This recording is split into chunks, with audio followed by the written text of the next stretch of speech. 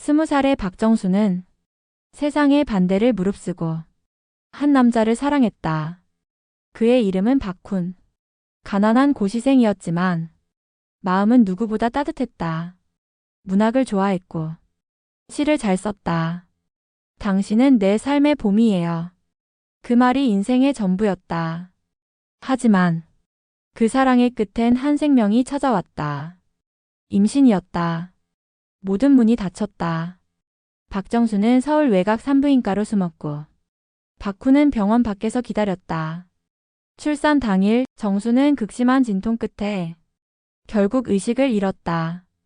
그 틈을 타 정수의 부모가 박훈을 불렀다. 그 앞에 놓인 건 돈뭉치와 갓 태어난 아이. 그리고 협박 한마디. 정수를 다시는 만나지 마. 이 아이는 내가 책임져. 박훈은 말이 없었다. 아기만 조심스럽게 품에 안고 조용히 병원을 떠났다. 며칠 뒤 정수가 눈을 떴을 땐 곁에 있어야 할 아기는 어디에도 없었다. 간호사는 말했다. 산소 부족이 심했어요. 아이를 살릴 수 없었습니다. 박정수는 믿었다. 사망진단서 한 장으로 모든 걸 덮었다. 부모는 덧붙였다. 그 녀석? 아이 죽었다는 말 듣자마자 도망쳤다더라. 그건 거짓이었다. 진실은 박훈이 아이를 데리고 영영 사라졌다는 것. 그리고 박정수는 박훈을 찾는 것을 포기하고 미국행 비행기에 몸을 실었다. 박훈은 이름 없는 바닷가 마을로 흘러들었다. 박정수의 부모에게서 아기를 데려가는 조건으로 받은 돈. 그 돈은 결코 작지 않았다. 하지만 박훈은 그 대부분을 건드리지 않았다. 이건 이 아이의 미래야. 광숙을 위한 통장을 따로 만들고 자신은 최소한의 생활비만을 꺼내 썼다. 갓 태어난 아이를 품에 안고 박훈은 살아야 했다. 그래서 작은 어선을 하나 장만했다. 이른 새벽마다 바다로 나가 멸치와 전어를 잡으며 입에 풀칠하는 하루하루가 시작됐다. 낯선 어촌 마을, 낯설지 않은 사람 하나. 하숙집 아주머니 공주실. 고운 이목구비에 항상 단정한 옷차림을 하고 다니며 말끝마다 그런 건 잘 몰라서요라며 세상 물정 모르는 척했지만 사실 누구보다 똑 부러지고 한번 마음먹은 건 기어코 해내는 사람이었다. 박훈은 매일 밤 좁은 방에 누워 가슴 속에 새긴 이름을 중얼거렸다. 정수야 미안해. 이 아이는 내가 지킬게. 공주실은 어느 날 배에서 돌아온 박훈이 아이를 안고 울고 있는 모습을 보았다. 비린내와 함께 말 못할 눈물이 배어 있었다. 처음엔 연민이었다. 하지만 서서히 두 사람은 서로에게 세상에서 유일한 사람이 되었다. 그리고 광숙이 3살이 되던 해 작은 포구 근처 성당에서 조촐한 결혼식을 올렸다. 그날 아이는 처음으로 이름을 갖게 되었다. 어릴 때 나도 집을 나와 이름을 버렸거든요. 공주실은 담담히 말했지만 그 안엔 혼자 견뎌온 삶의 상처가 깊게 배어 있었다. 마광숙, 빛날 광 맑을숙. 공주실이 직접 지은 이름이었다. 내 진짜 성씨를 줄게. 이 아이만은 세상의 그늘 아닌 빛 속에서 살게 하고 싶어. 박훈은 끝내 자신의 성을 물려주지 않았다. 아버지라는 말도 입에 올리지 않았다. 이 아이가 내 그림자 속에서 자라게 하고 싶지 않았어요. 그 말에 공주실은 아무 말 없이 아이를 안았다. 이젠 우리 딸이야. 그렇게 광숙은 바다 냄새를 맡으며 자랐다. 비록 이름 없는 어촌 마을이었지만 세상에서 가장 따뜻한 품이었다.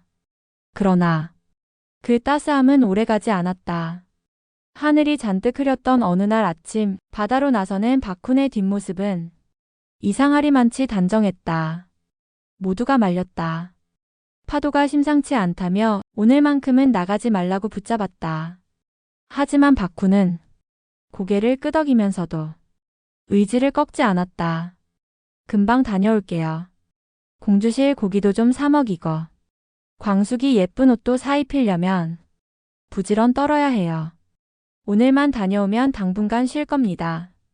미소를 지으려 애쓰는 얼굴. 그 뒷모습을 바라보며 공주실은 불길한 예감을 지울 수 없었다. 그리고 하루가 지나고 또 하루가 지났다. 바다는 아무 말도 하지 않았다. 어선의 잔해 하나 없이 박훈은 그렇게 사라졌다. 공주실은 세상이 무너진 듯 오열했다. 삶의 기둥 하나가 무너져 내린 듯 정신을 잃을 정도로 울었다. 하지만 두 팔에 안긴 광숙을 바라보며 무너진 마음을 다잡았다. 훈씨가 데려온 아이야. 이 아이를 지키는 게 내가 해야 할 일이야. 그녀는 다시 일어섰다. 눈물에 얼룩진 얼굴로 세상과 맞설 준비를 시작했다. 박훈이 떠난 바닷가 마을. 남겨진 건 아이 하나를 품은 젊은 여자 공주실이었다. 불쌍하지 사내 하나. 믿고 저 지경이래. 아이고 애가. 참 곱게 생겼는데 어찌 살려나 몰라. 앞에선 걱정인 척 뒤에선 수근거림과 손가락질 뿐. 공주실은 웃으며 인사했지만 가슴속엔 매일같이 파도처럼 몰아치는 외로움과 수치심이 있었다. 이곳에선 더는 못 살겠다. 그녀는 결심했다. 아무도 자신을 알지 못하는 곳으로. 광숙이의 모든 시작을 새롭게 만들 수 있는 곳으로. 박훈이 떠나기 전 그는 남은 돈 전부를 어린 마광숙의 이름으로 저축해 두었다. 자신의 이름도 정체도 지우려는 듯 오직 아이의 앞날만을 위한 선택이었다. 그 돈은 마을 근처 은행 통장에 조용히 남겨졌고 공주실은 그 통장을 품에 안고 서울행 기차에 몸을 실었다. 서울 남대문 근처 지하철 진동이 울리는 허름한 단칸방. 창문 하나 없는 방 한 칸에서 공주실과 마광숙의 새로운 삶이 시작됐다. 공장은 그날 인력시장에 나가야 일거리가 있었고 식당 설거지는 늘 밤늦게 끝났다. 몸은 고단했지만 공주실은 단 하루도 광숙의 손을 놓지 않았다. 그리고 어느 날 동네에서 친해진 아주머니들이 말했다. 요즘 다들 돈 굴려 은행에 넣는 것보다 나아. 광숙 엄마도 좀 모아뒀다며? 공주실은 잠시 망설였다. 그 돈은 마광숙을 위해 박훈이 남긴 마지막 것이었기에. 하지만 광숙이 슬쩍 꺼낸 말이 마음에 걸렸다. 엄마, 우리도 새 옷 사자. 친구들이 나보고 맨날 똑같은 옷 입는데. 공주실은 결국 마광숙의 이름으로 남겨진 돈 전부를 그 돈놀이에 걸었다. 조금만 이자 나와도 학원도 보내고 옷도 사줄 수 있지. 하지만 돌아온 건 텅 빈 통장과 사라진 아주머니들이었다. 공주실은 밤새 입술을 깨물며 울었다. 광숙 앞에서는 괜찮은 척 웃어 보였지만 손끝은 떨리고 있었다. 괜찮아. 엄마는 다시 벌 수 있어. 너만 잘 자라주면 그걸로 돼. 박정수는 누구나 부러워할 금수저 인생을 살았다. 하지만 그 마음속엔 늘 지워지지 않는 공허함이 있었다.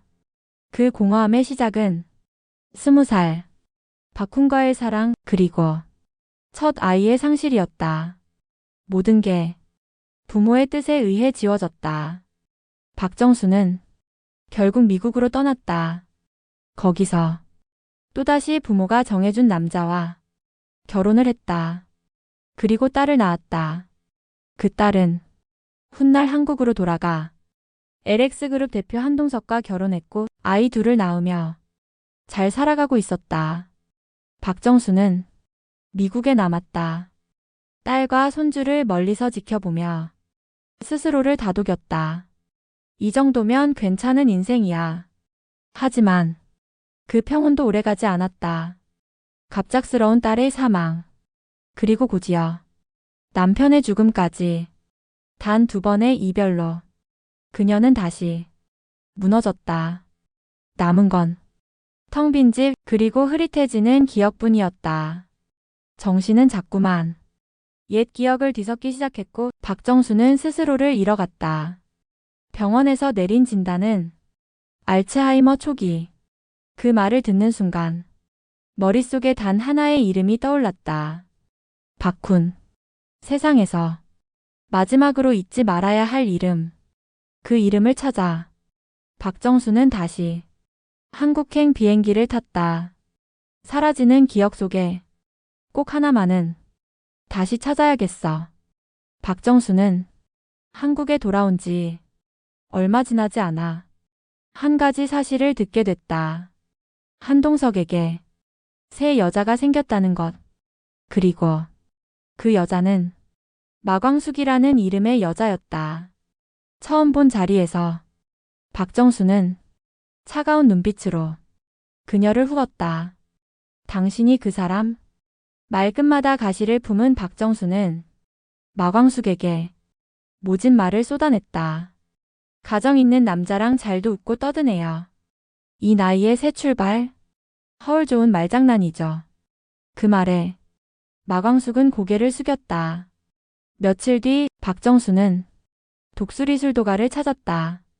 그곳에서 마광숙을 만났다. 둘의 사이를 반대한다는 뜻은 재차 전하고 박정수가 자리를 비우자 마광숙은 소파 근처에서 약통 하나를 발견했다. 무심코 집어든 약통엔 작은 글씨로 적혀 있었다. 돈의 폐질정. 그건 알츠하이머 치료제였다. 다시 박정수를 찾아간 마광숙은 약을 전달한다. 박정수는 비타민이라 둘러대지만 약의 정체를 알고 있다는 마광숙의 말에 다시 한번 쏘아보는 박정수. 때가 되면 본인이 말할 테니 나서지 말아달라 말한다. 박정수의 알츠하이머. 사실을 안 마광숙은 괜히 더 마음이 쓰여 일부러 박정수를 찾아간다. 그날도 무심한 듯 따뜻한 듯 두 사람은 어색한 시간을 보냈다. 잠시 자리를 비운 박정수의 사무실. 마광숙은 조심스럽게 내부를 정리하며 눈길을 돌린다. 그 순간 책상 위에 놓인 흑백 사진 한 장이 눈에 들어온다. 흑백 톤에 바랜 옛 사진. 젊은 시절의 박정수, 그리고 그 곁에 선 이름 모를 남자. 그 남자의 눈빛은 어딘가 익숙했다. 하지만 마광숙은 무심한 듯 고개를 저으며 사진을 뒤로 한다. 그날 밤 광숙은 잠을 이루지 못했다.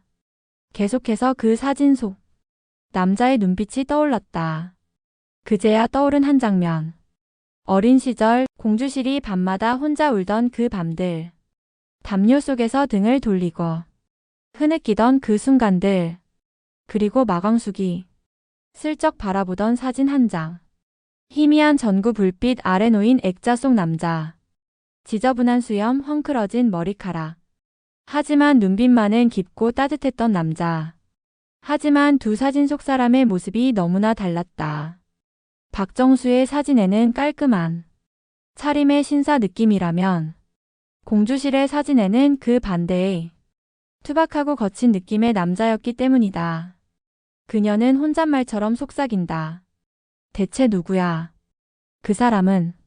마광숙은 고개를 흔들며 공주실의 아빠 사진을 다시 꺼내본다. 하지만 가슴 한켠이 조용히 속삭였다. 확인해보지 않으면 안 돼. 다음 날 아침 마광숙은 사진을 가방에 넣고 박정수를 다시 찾아간다. 왜 또 왔어? 아직도 할 말이 남았나? 박정수의 말투는 여전히 싸늘했지만 마광숙은 부드럽게 웃으며 말했다. 저 오늘은 그냥 고스톱 한 판만 치고 싶어요. 이겨서 뭐하게? 결혼 승낙이라도 받아낼 셈? 박정수의 비아냥에도 마광숙은 고개를 끄덕이며 말했다. 아뇨. 그냥 묻고 싶은 게 하나 있어서요. 그 전에 한 판만 치자고요. 예의상. 박정수는 무슨 꿍꿍인지 알 수 없다는 듯 조용히 고개를 끄덕인다. 그렇게 두 사람의 고스톱 한 판이 말없이 시작된다. 카드가 탁탁 내려올 때마다 두 사람 사이에 감정의 전류가 오간다. 접전 끝에 마지막 한 장. 마광숙의 승. 박정수는 묻는다. 자, 이겼으니 뭐 할 건데? 결혼 허락받고 환호성이라도 지를래? 마광숙은 조용히 가방을 연다. 사진 한 장을 꺼내 조심스럽게 테이블 위에 올려놓는다. 그리고 낮게 말한다. 저도 흑백 사진이 하나 있어서요. 보여드리고 싶었어요. 박정수의 시선이 사진 위에 멈췄다. 순간 숨이 멎는 듯한 고요가 온몸을 감쌌다. 그 얼굴이었다. 잊으려 해도 잊혀지지 않았던 그 사람. 박훈. 덥수룩한 수염, 기름 묻은 작업복, 하지만 단번에 알아볼 수 있는 눈빛. 박정수의 눈동자가 커다랗게 흔들리며 손끝이 사진 위에서 떨리기 시작했다. 박훈이야. 입술이 바짝 말라. 소리 내뱉기도 버거운 순간. 곧이어 눈앞이 하얗게 흐려지며 박정수의 몸이 휘청거렸다. 여사님. 마광숙이 다급히 부축했지만 박정수는 그대로 정신을 잃고 쓰러졌다. 얼마나 지났을까? 박정수가 천천히 눈을 뜬다. 희미하게 시야가 맑아지며 가장 먼저 보인 얼굴. 마광숙. 하지만 그 눈빛엔 이전과는 전혀 다른 감정이 서려 있었다. 의심, 공포, 분노. 너. 박정수는 힘겹게 상체를 일으키며 낮게 읊조린다. 너 누구야? 여사님. 왜 그 사진을 갖고 있어? 누구냐고 대체 넌. 그 사람하고 무슨 사이야? 목소리는 점점 떨리고 그 떨림 끝엔 눈물이 섞였다. 그 사진, 그 사람. 내가 평생 묻어둔 사람이야. 말을 잇지 못하고 박정수는 두 손으로 얼굴을 감싼다. 마광숙은 아무 말 없이 그저 조용히 그 앞에 앉아 있었다. 진실은 이제 막 꺼내질 준비를 마친 상태였다. 며칠 후 독수리술 도가를 다시 찾은 박정수. 그녀는 한치의 망설임도 없이 마광숙과 공주실 앞에 섰다. 마광숙이 조심스레 일어났지만 박정수는 눈길도 주지 않은 채 가방에서 흑백 사진 한 장을 꺼내 탁자 위에 툭 내던졌다. 사진은 천천히 뒤집히며 멈췄고 그 위에 한 남자의 뚜렷한 얼굴이 드러났다. 깔끔한 셔츠에 단정한 헤어스타일, 지적인 눈빛과 온화한 표정. 그야말로 고시생 시절의 박훈이었다. 당신들 이 사람 어디서 본 거야? 박정수의 목소리는 억누른 분노로 떨리고 있었다. 공주실은 처음엔 상황을 파악하지 못한 듯 탁자 위에 사진을 내려다봤다. 그러다 순간 멈췄다. 사진 속 남자. 분명히 낯익지만 자신이 알고 있는 남편과는 너무도 달랐다. 이 사람 설마. 공주실의 손이 자기도 모르게 입으로 올라갔다. 이 사람. 우리 광숙이 아빠예요. 말이 채 끝나기도 전에 박정수의 눈동자가 요동쳤다. 뭐라고? 그게 무슨 소리야? 마광숙은 아직 믿기지 않는 듯 사진을 한참 들여다보았다. 아니야. 엄마가 가진 사진 속 사람은 수염이 덥수룩하고 거칠고. 근데 이 사람은. 박정수는 울분을 토하듯 자리를 박차고 일어났다. 그 사람은 내 첫사랑이야. 그 사람하고 나 아이까지 있었어. 박정수의 주먹이 탁자를 쳤다. 오랫동안 눌러온 고통이 한순간에 터져나왔다. 근데 그 아이가 죽었다고. 그렇게 들었어. 내 부모가 그렇게 말했어. 눈물은 참을 수 없었다. 숨을 몰아쉬며 박정수는 무너져 내렸다. 공주실도 이제서야 모든 조각이 하나씩 맞춰지듯 머리를 감싸쥐었다. 그럼 당신이 박훈이 밤마다 찾던 정수? 말을 잇지 못하는 두 사람. 마광숙은 그 옆에 조용히 서 있었다. 그녀의 눈빛은 그 어떤 말보다 더 많은 것을 말해주고 있었다. 이 순간 두 여자의 인생을 갈라놓았던 과거가 비로소 하나의 실로 엮이기 시작했다. 숨이 막히는 침묵. 사진을 내려다보는 박정수의 손끝이 가늘게 떨렸다. 마광숙의 시선은 공주실을 향하고 있었다. 엄마, 이젠 말해주세요. 대체 무슨 일이 있었던 거예요? 오랜 망설임 끝에 공주실이 입을 열었다. 그래, 이제는 말해야 할 때구나. 잠시 숨을 고른 공주실은 박정수를 바라보며 말을 이었다. 난 그 사람의 이름도 어디서 왔는지도 몰랐어. 하지만 그 사람은 매일 밤마다 혼자 바닷가에 나가 있었지. 아무 말도 안 했지만 누군가를 떠올리고 있다는 건 보지 않아도 알겠더라. 그 눈빛엔 그리움이 깊게 담겨 있었거든. 내가 그 사람을 처음 본 건 아직 갓난아이를 안고 마을로 들어왔을 때였어. 어쩌면 그때부터였는지도 몰라. 조심스럽게 말을 걸었고 서로를 조금씩 알아갔고 언젠가부터 우린 한 지붕 아래 함께 살고 있었지. 그렇게 셋이서 지냈어. 하지만 공주실의 목소리가 조금씩 떨려온다. 그 사람은 어느 날 바다로 나갔고 영영 돌아오지 않았어. 그날 이후로 우린 광숙이와 나 둘만 남게 된 거야.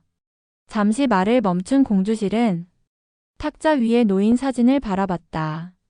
그 사진은 지금도 가슴속에 남아있는 그 사람의 모습 그대로였다.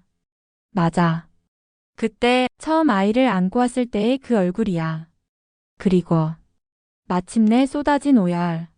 정말 그 사람이었구나. 고요했다. 눈물 한 방울, 숨소리 하나에도 공기가 흔들리는 듯 했다. 마광숙이 천천히 입을 열었다. 지금도 좀 혼란스러워요. 저에겐 엄마가 한 분뿐이었어요. 시선은 공주실을 향하고 있었다. 어릴 적부터 엄마는 늘 거기 계셨어요. 추울 때 품어주고 배고플 땐 같이 굶고 혼날 땐 같이 울어주셨고 마광숙은 자신도 모르게 울먹였다. 그런데 지금 와서 갑자기 엄마가 또 있다고요? 박정수의 입술이 파르르 떨렸다. 광수가, 그녀가 한 발 다가섰다. 미안해. 정말 미안해. 난 내가 죽은 줄만 알았어. 그렇게 들었고 그걸 믿었어. 그래서 찾지 못한 거야. 찾을 수도 없었어. 박정수의 눈에서 눈물이 흘렀다. 그래도 넌 내 딸이야. 내 아이야. 그러나 마광숙은 한 발 뒤로 물러섰다. 그렇게 쉽게 말하지 마세요. 이렇게 갑자기 찾아와서 내가 당신 딸이라뇨. 그녀의 눈빛엔 상처와 혼란이 뒤섞여 있었다. 누가 저보고 엄마를 2명이나 두라고 했어요. 제가 어떻게 해야 하는지 정말 모르겠어요. 말을 마친 그녀는 고개를 숙인 채 그 자리를 빠르게 걸어 나갔다. 박정수는 움직이지 못한 채 그 뒷모습만 애타게 바라보았다. 바람이 불었다. 평소처럼 스치는 바람이 아닌 마음 깊은 곳을 건드리는 바람이었다. 마광숙은 터덜터덜 독수리술도가를 나섰다. 눈물이 흐르는 줄도 몰랐다. 걸음은 떼졌지만 가슴은 제자리에 묶인 듯 했다. 광숙 씨, 낯익은 목소리에 고개를 들었다. 한동석이 급히 뛰어오고 있었다. 무슨 일이에요? 얼굴이 왜? 말을 잇지 못한 동서. 숨이 차오르기도 전에 마광숙은 툭 그의 가슴팍에 안겼다. 나 너무 혼란스러워요. 지금까지 엄마라고 믿어왔던 사람 그게 전부였는데 근데 갑자기 또 다른 엄마가 있다는 거예요. 내가 누군지도 모르겠고. 한동석은 아무 말 없이 그녀를 더 꽉 끌어안았다. 말보다 온기가 필요하다는 걸 그는 알고 있었다. 한참을 그렇게 조용히 품에 안긴 마광숙은 천천히 숨을 내쉬며 말했다. 그래도 이해는 해요. 그 사람도 자신만의 이유가 있었겠죠. 하지만 그 기억 없이 살아온 나는 이제 어떻게 해야 하는지. 한동석은 마광숙의 머리 위에 천천히 손을 얹었다. 그건 광숙 씨가 정해요. 당신 삶이니까. 당신 감정이 먼저예요. 마광숙은 고개를 들었다. 그의 눈빛은 흔들리지 않았다. 고마워요. 내 편이 되어줘서. 그녀의 눈가에 아직 지워지지 않은 눈물이 맺혀 있었지만 그 속엔 조금씩 정리되어 가는 마음이 비치고 있었다. 마광숙은 한동석에게 저 며칠 바람 쐬고 올게요. 한동석은 대답 대신 마광숙을 꼭 끌어 안아 주었다. 며칠 동안 마광숙은 사라졌다. 어디에 있는지, 무슨 생각을 하고 있는지 누구도 알 수 없었다.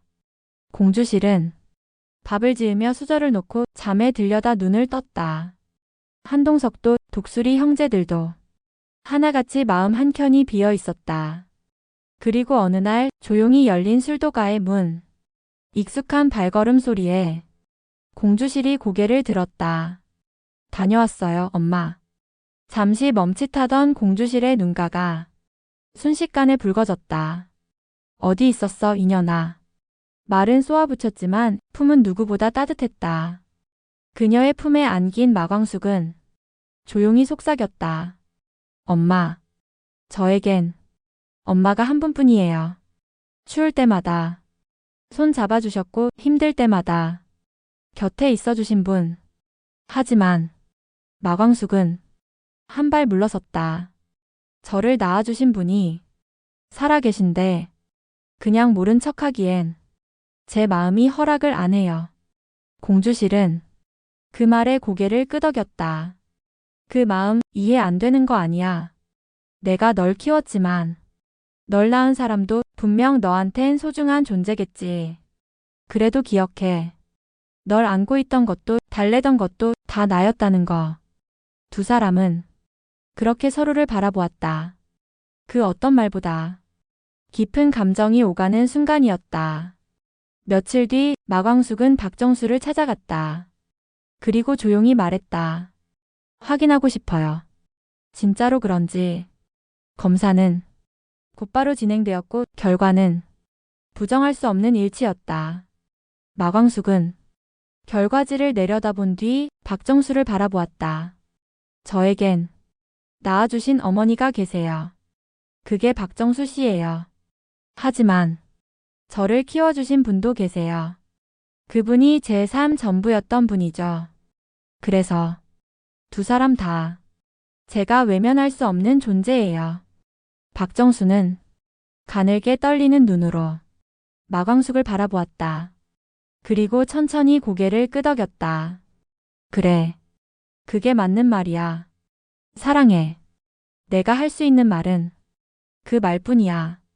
그렇게 두 여자의 상처는 서로를 향한 이해와 공감으로 서서히 꿰매지기 시작했다. 당신의 이야기를 다시 켜다 스토리 리모컨이었습니다. 다음 회차 당신의 리모컨은 어떤 이야기를 틀게 될까요? 댓글로 여러분이 예측과 상상을 나눠주세요. 구독과 좋아요는 우리 채널에 큰 힘이 됩니다.